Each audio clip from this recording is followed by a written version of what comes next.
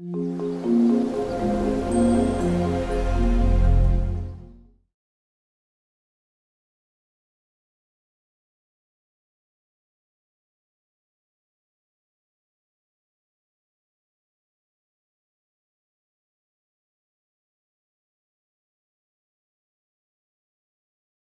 late snack wasn't anything special, and Alan didn't want anything anyway. Tom and Dave took digestive biscuits and tea around on trays to the boys in the recreation room, but when Tom offered Alan some, he declined. Alan watched as the boys ate their biscuits and drank their tea.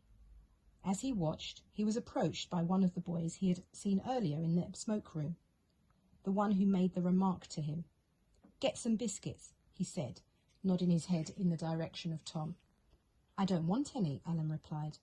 "Get some biscuits," the boy insisted, "and bring them to me, now." Alan was still unmoved. He just replied very calmly, "I don't want any biscuits. If you want biscuits, you get them for yourself." Two other boys now joined in. Alan recognised them. They were both in the smoke room earlier. "Get the biscuits, it's the easy way out," one of them said as he looked Alan up and down. "You get some biscuits or I'll bust you up," said the first kid loudly, loud enough for Tom to hear. Tom walked over. "Right, so what's the problem here?" he asked. "Nothing," said the first boy, while the other two quickly walked away. "I was just welcoming the new boy. You know how it is, Tom. New kid on the block, needs a bit of guidance." "Of course. Why didn't I think of that?" he asked sarcastically. "So why were you shouting? And didn't I hear you say something about biscuits?"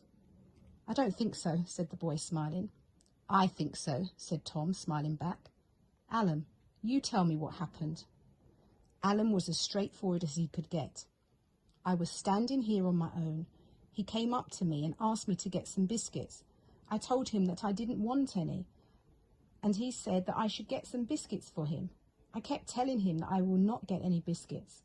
Then his friend told me to get some, and he shouted at me," said Alan, while pointing to the boy in front of him. "And then you heard and you came." The boy looked straight at Alan, amazed that he had the guts to tell all. Alan just looked back at him, unmoved.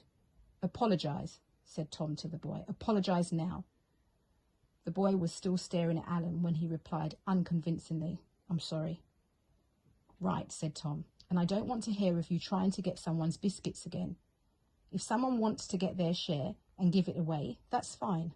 But you can't force them to give you anything, even if they don't want it themselves. Have you got that?" "Yeah," the boy replied quietly. "Okay, you can go now," said Tom, pointing him away. The boy walked away with a swagger. "Are you okay?" Tom asked.